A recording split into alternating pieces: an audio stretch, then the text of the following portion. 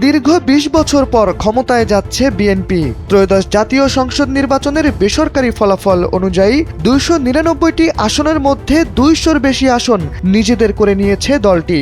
ঢাকা ১৭, বগুড়া ৬ আসনে বিএনপির চেয়ারম্যান তারেক রহমান জয়ী হওয়ার পাশাপাশি সারা দেশের অন্যান্য আসনগুলিতে বিএনপির প্রার্থীদের ঈর্ষণীয় বিজয় লক্ষ্য করা গেছে।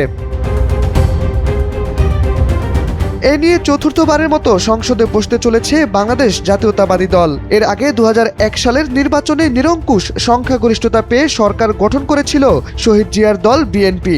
দীর্ঘ রাজনৈতিক পরীক্ষা পর্ব পেরিয়ে ২০২৬-এর নির্বাচনে বিএনপির জয়ের মূল নায়ক হয়ে উঠেছেন তিনবারের সাবেক প্রধানমন্ত্রী বেগম খালেদা জিয়ার সন্তান তারেক রহমান। দলটির পক্ষ থেকে জানানো হয়েছে তিনি হবেন দেশের পরবর্তী প্রধানমন্ত্রী।